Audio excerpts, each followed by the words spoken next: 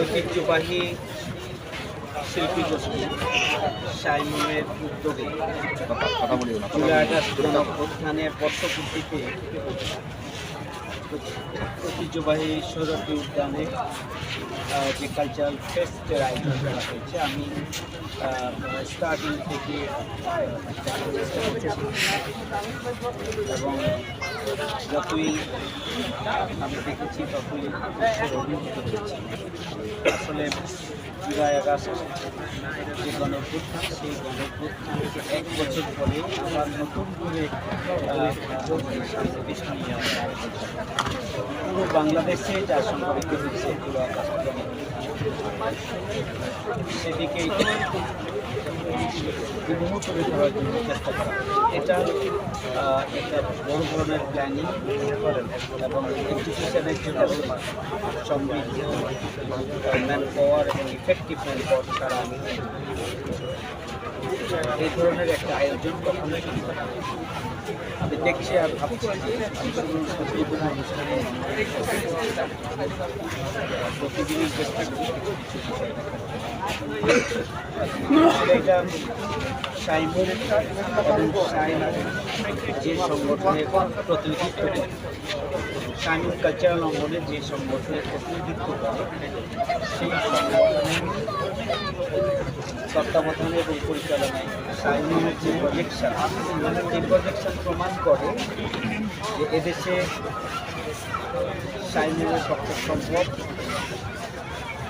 এদেশের ইতিহাস এবং ঐতিহ্যের বিরুদ্ধে বিভিন্ন ধরনের কালচার চাপিয়ে দেওয়ার অপচেষ্টা করে তারাই রূপে এবং তাদের পক্ষে এটি সম্ভব।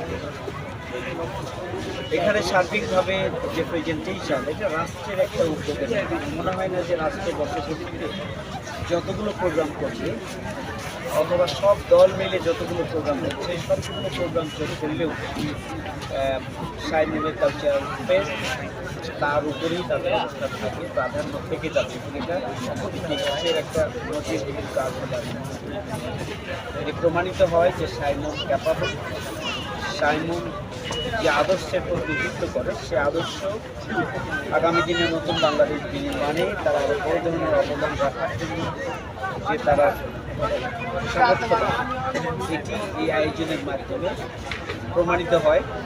ইতিহাসকে বিকৃত করা আমাদের একটা কালচারে পরিণত হচ্ছে। আমি মনে করি সাহিত্য সংস্কৃতির সংগঠন যে প্রজেকশনের আয়োজন করেছে এবং 4 দিনব্যাপী যতগুলো এখানে ইভেন্ট রেখেছে সবগুলোকে এক জায়গায় যদি করা হয় তাহলে এটা ইতিহাসের একটা অনবদ্য একটা ভবিষ্যতে পরিণত হলো এবং এই ইতিহাসের বিকৃতি আর কি হতে পারে। আমাদের দেশে ইতিহাস সংস্কৃতি আছে, সেখান থেকেও এই জাতিকে মুক্ত করার জন্য এবং জুলাই আগস্ট গণঅভ্যুত্থানের ইতিহাসকে ধারণ করার জন্য, চর্চা করার জন্য এবং এই চেতনাকে লালন করার জন্য নতুন কোনো ষড়যন্ত্র এবং চক্রান্ত হবে না ইনশাআল্লাহ। আমি সাইমনের এই ধরনের উদ্যোগকে আমি স্বাগত নয়, আমি তাদের প্রতি কৃতজ্ঞতা এই জাতির প্রতি তাদের দায়বদ্ধতার জায়গা থেকে যে ঐতিহাসিক অবদানের একটা মাইল ফলক তারা এখানে গেড়ে দিল। আমার মনে হয় না যে এটাকে ওভারকাম আর কেউ করতে পারবে, আর কেউ ওভারকাম করতে পারবে না ইনশাআল্লাহ।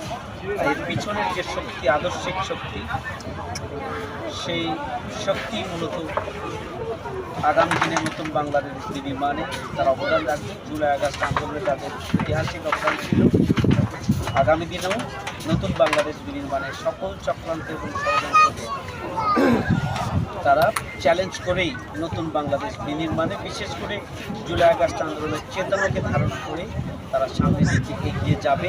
কোনো চক্রান্ত এবং ষড়যন্ত্রে তাদের অগ্রযাত্রা থামাতে যাবে। আমি সাইমনের জন্য দোয়া করি এবং সাইমনের এগিয়ে যাক। এই ধরনের আয়োজনের জন্য সাইমন ক্যাপাবল এই ধরনের নয়, আরও বড় ধরনের আয়োজনের জন্য সাইমন ক্যাপাবল। আমি শুধু শুভাকাঙ্ক্ষীকে অনুরোধ করবো যে এই ধরনের আরও বড় বড় আয়োজন, যেটা দেশ এবং জাতির খেদমতে এবং এদেশের ঐতিহ্য, এদেশের কালচারের বিরুদ্ধে যে প্রতিবেশী রাষ্ট্রের আগ্রাসন রয়েছে, যে পাশ্চাত্যের আগ্রাসন রয়েছে, তার মোকাবেলা করেই এদেশের চিন্তা চেতনা এবং জাতিসত্তাকে ধারণ করার যে কালচার, সেই কালচারকে বিকশিত এবং প্রতিষ্ঠিত করার জন্য তাদের এগিয়ে যেতে তারা ক্যাপাবল।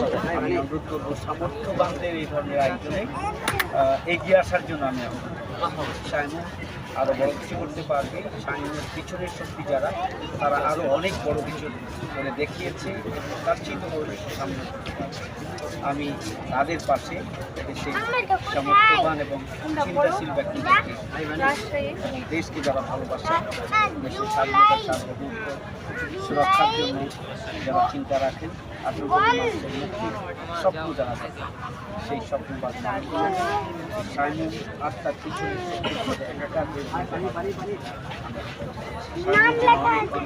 অনেক বেশি দোয়া আর পিছনের শক্তি আরো অনেক পিছনের শক্তি আমার পাশে দাঁড়িয়ে আছে। আল্লাহ তাদেরকে কবুল করুন। আসসালামু আলাইকুম।